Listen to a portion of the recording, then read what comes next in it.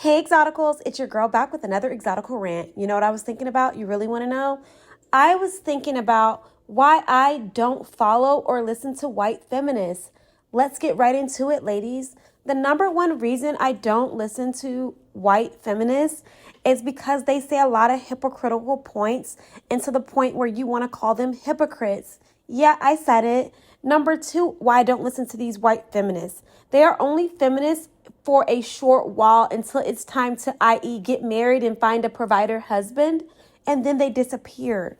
Number three, why I don't listen to these white feminists. They encourage black women and black adjacent women to be feminists and do all the grunt work, to never marry, prioritize lousy jobs and very stressful careers, knowing that we don't have the same support system as they do. So majority of us non-white women benefit a lot from marriage and family, and they know this, but they discourage us black women and black mixed women or black adjacent or non-white women to they encourage us to, like, just don't worry about family, don't worry about a personal support system, just keep working. Just keep working until you die. While again, they're being stay-at-home moms and housewives, but we need to stay working. Number four, why I don't listen to these white feminists. They want you to be a permanent sidekick. Think Paris Hilton and Nicole Richie. Nicole Richie's actually one of us Exoticals. She's mixed. They want you to be a permanent sidekick. And we saw that if you were like around in the earlier 2000s, you saw like Nicole Richie was like Paris Hilton sidekick, almost like her puppy, but her puppy seemed to have like higher rank. You know what I mean? Number five, they always want to be the main character. Back to the other point. They always want to be the main character. They never want you really to be the main character. You can only be their sidekick. Okay. But you can never be the main character. You're only assisting them in being luxurious, the bad bitch, the it girl. You're only a sidekick to them. So whenever they decide to let you go, it's not that big of a deal because you were never the main character. Let's go into more of number five. They marry by 25 or 30 and then disappear from the feminist struggle. So that's another reason I really don't listen to these white feminists, because if you notice, they're only around for a couple years until they get married. And then like they just want the visibility until they get a man, and then they disappear and they let the next round of younger white women take over until they get married, and they just keep recycling it. Number six. They expect you to be a feminist for life and forget about romance, your womanly urges to have a man or family, just work. Like you're just a worker bee. Number seven, why I don't listen to these women. They see you as a worker, not a woman. They don't see you as like another white woman. They don't see you as themselves. They only see you as a worker and to work for their cause, not your cause, but for their cause. Okay, number eight, they will always put their womanhood first before any movement. So it does not matter. They're gonna always put their womanhood first. So they're only doing things that is gonna better them. They're not really worried about you, even though their agendas could be detrimental to you as a woman of color, as a black woman, as a mixed race black woman, as a biracial woman. They do not care. Number nine, they will leave feminism for a traditional role in a heartbeat. Like it doesn't take much for them to leave the feminism struggle. They will leave in a heartbeat. So it doesn't really matter. Number 10, they don't care what happens to you because you're listening to their toxic feminist rhetoric. They don't care what happens to you. If you keep listening to this feminism rhetoric, they really don't care what happens to you in the long run, as long as you're doing what they need you to do in that time period. Okay, so those are a couple reasons. Those are like 10 real reasons why I don't really listen to white feminists. And here's what is the solutions, Exotical Rants? I'm about to tell you what the solution is for us mixed girls. Let me get into it. The solution, number one and foremost, in my opinion, matters on my channel. So my opinion is, number one, don't listen to those toxic feminists. I would not listen to them. I don't listen to them in general. Number two, don't listen to toxic feminists or toxic men. They are both equally toxic. Number three, don't let any political or religious or other entity dictate your womanhood and tell you to forget about your own womanly needs. Don't let any political, religious organization or other organization tell you how you should operate as a woman. They don't know what it takes to be a woman of color. They don't know what it takes to be a mixed woman, a mixed black woman. They don't know what it takes to be a biracial woman. They don't know what it takes to be an exotical. They don't know what it takes, and they don't care. Number four, if something does not feel right, don't do it. If something just seems out of whack, don't do it. Number five, don't buy into the strong black women mentality. You definitely will regret it later if you start listening to these toxic white feminists. You will definitely regret listening to them later on in life. Probably by the time you're 35 or 40, you will be in no man's land, and you will definitely regret listening to them and not building up your support system. You will definitely regret it and not having that family base. Most women, I want to go into a story time about my godmom and why she definitely regretted it when she turned 50. Let's keep going though, ladies. That's later in the video. Number six, always put and prioritize your womanhood. Because your womanhood is what's going to sustain you throughout your life. Your beauty, your vitality, your health, your mental well-being is going to push you forward in the years to come. And if you maintain those things, you will be so much richer, happier, and successful personally, and maybe even professionally, but definitely personally. Number seven, what's the solution? Take care of yourself first. I definitely would not listen to these white feminists because their agenda is not for you. Just like their hair products is not for you. Their agenda is just not for you. One size does not fit all. And they know this, but they'll keep pushing their agenda no matter who's saying it because they just need more worker bees. Number eight, take what others say with a grain of salt, especially when they're trying to mention what a good black woman or what a good woman should be doing. Take that with a grain of salt. Remember to take that with a grain of salt. And that goes into number nine. Remember, people always have agendas, especially when they're trying to push something. They definitely have agendas. That's why they're trying to push that white feminism on black and non-white women, because they definitely have an agenda, and it's for us to do the grunt work. Don't buy into it. Number 10, eat salad and carry on.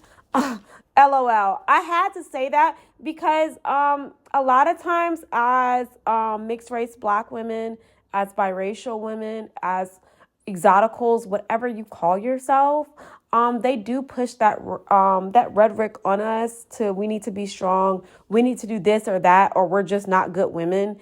Reject. You are a good woman because you believe in yourself. You're healthy. You're not committing any crimes or hurting anybody. That's what makes you a good person. And don't let people talk you out of your stuff. Know who you are. I think Maya Angelou, that was one of her her statements. She was like, knows whose you are. And that basically just means you need to know who you are. Don't let somebody tell you who you are, how to act, how to be, and how to move along in your life, or you will always be a puppet and somebody else directing the strings. Ladies, I'm going to go into a little story time about my godmom who followed a lot of toxic white feminists, or even just white feminists with their talking points and the way they live their lives. She kind of modeled her life after them. And let's get into what happened to her. Well, long story short, I met this godmom I met actually like right after college. She was kind of like my mentor, but she literally asked me one day, hey, can me and I think she was dating this one guy long term. She was like, hey, can me and my boyfriend call you our godchild? We just want to just, just be a part of your life? And I was like, sure, because she was already kind of mentoring me, like with my career and whatnot. So I didn't even really care. So I was like, sure. But like she had a lot of white friends. She went to a predominantly white university, and she worked at a predominantly white business. She was like one of the only Black women or mixed women there. And so she was very proper. I mean, we got along great. But I noticed some things in her life were not going right because she kept listening to these white feminists. Number one, they encouraged her to keep building her career and forget about family. So by the time I met her, she was 50 without any family, never being married. And she had turned down a couple marriage proposals because she said she wasn't in the right place in her career, even though her career wasn't that important. It was kind of like, this is your career. It was kind of laughable. Yeah. So long story short, she was 50 years old, unmarried, and she was desperately lonely. She would always want to call me and meet up all the time because, again, the dude she was dating did not treat her very well. He was divorced and had a family and told her that he could only, see her. He could never see her around holidays because he only spent it with his family, even though his kids were all grown and out of the house in college or living or married. So like on Christmas, she was alone. On Thanksgiving, she was alone. On all holidays, she was alone. So he literally would only hang out with her if it wasn't a holiday. So if it was a holiday, he would be at his ex-wife's house with his so-called kids. I mean, obviously he was talking to other women. But again, she was just so into this mode of work, work, work. She couldn't even see that toxic feminism had stopped her from at least getting a partner for life that would sustain her and able to work with somebody, especially. And she really craved a real relationship and she did want to get married. She just did not want to have kids. But again, because she was so into white feminism, it was very hard for her to put herself first. Again, let's go into another example. Even at work, the white women at work only used her to vent about their problems, but when she needed them, they were absent. She told me about it on several occasions, how like they would call her constantly wanting to vent about their husbands, their kids, the co-workers that are doing them wrong. But when she needed additional support, even at work, they were nowhere to be found or they said nothing. And then she slowly started to realize they were not her friends. And I literally had to bring that to her face. Like, these are not really your friends if it's only a one-sided relationship. Let's go into the third example. She was always running after men that did not want her. Her current boyfriend, this goes back to number one, her current boyfriend only wanted to hang out with her when he was having sex with her and would take her to really cheap restaurants, which she did not want to go to because she was trying to stay slim and trim. So she wanted to eat healthy, but only thing he would take her to is wing spots because they were cheap. And after that, they could just drink beer. That's what his ideal of a date was. And she accepted that again because she felt like she was getting older and she could not find anybody else because she had rejected a guy a couple years ago that wanted to marry her, that flew her to Italy because she said she thought he might be too controlling based off what her other so-called white girlfriends put in her head. Again, this just shows you, and she lived into a nice white neighborhood. She was the only woman in her neighborhood that was unmarried. The rest of the women that were claiming to be white feminists, they were all married, stay-at-home moms or housewives. So they had her in a chokehold, really. And they would bully her all the time. Say they wanted her to donate something. They would show up at her house in groups and kind of like put peer pressure on her to donate, even though or to be more charitable than she actually wanted to be, because they knew that she was there by herself and that like she didn't have a husband or anybody else to be like, no, we're good. So she would often, be more charitable than she actually wanted to be. Ladies, this is not the life you want. You don't want to be 50 plus, about to go through menopause and by yourself. A lot of women don't want kids, and that's totally cool. You don't have to want kids. You can do your life the way you want, but listening to these white feminists, I do not think is a good idea because a lot of times they are very toxic. And check out my video on toxic feminist. But this goes into what I'm talking about. These women, they don't care that you won't have a support system. They don't care about you working until you're like just about to pass out and die. They don't really care. Again, my godmom at the time, she again, and when she needed time off and stuff, they always needed to know exactly what she was doing. They wanted her to be their permanent sidekick, so they always tried to keep a certain level of control over her.